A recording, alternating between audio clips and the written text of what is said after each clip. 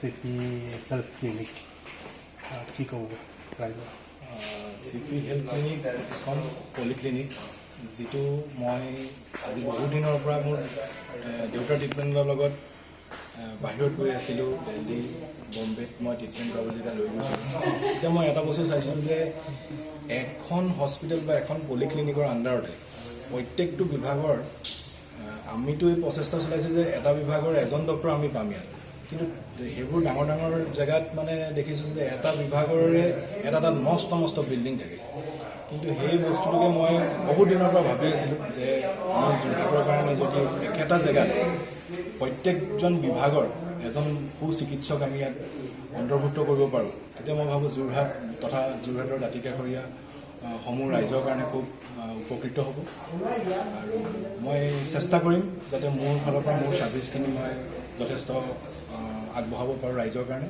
এই ক্লিনিকটো আপুনি কোন ঠাইত খুলিছে? আমি এইখন আমাৰ যোৰহাট মালোৱালিত in front of Dipankar Vidyapith near CP medicos. ইয়াত কি সুবিধা আছে? ইয়াত বৰ্তমান অৱস্থাত প্ৰত্যেকটো বিভাগৰ ডক্টৰ আমি বহিব ধৰি লওক মেডিচিনৰ গাইনী নিউৰলজিষ্ট নেফ্ৰলজিষ্ট কাৰ্ডিঅ'লজিষ্ট ইউৰলজিষ্ট তেনেকৈ আমি চেষ্টা কৰিম আমি নট অনলি যোৰহাট চেষ্টা কৰি আছোঁ ছুপাৰ স্পেচিয়েলিষ্ট হিচাপে আমি অসমৰ বাহিৰৰ পৰা 2-এজন ডক্টৰৰ লগত আমি কথা পাতিছোঁ তেওঁলোকে পজিটিভ ভিউ আমাক দেখাইছে আশা কৰোঁ তেওঁলোকৰ ট্ৰিটমেণ্ট আমাৰ যোৰহাটবাসী ৰাইজে খুব ভালধৰণে পাব। বৰ্তমান কেইটা বিভাগ?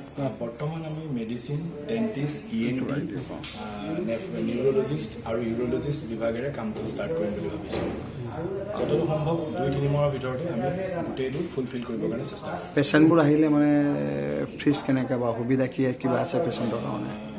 ফ্ৰিজটো কথা মানে এনেকুৱা ডক্টৰটো আজি ডক্টৰ লৈ পেলাই বেলেগ ফ্ৰিজ থাকে ধৰি লওক আজি এজন ছুপাৰ স্পেচিয়েলিষ্ট ডক্টৰটো যদি দিল্লীৰ পৰা আহে তেওঁতো মিনিমাম ফ্ৰিজ 1000 টকা ল'ব আৰু আমাৰ যিকেইজন যোৰহাটৰ তেওঁলোকেতো 500 মান ফ্ৰিজ লয় আমি চবেই যেনেকৈ লয় আমি তেনেকৈ ফ্ৰিজ লোৱাৰ ব্যৱস্থা কৰিম।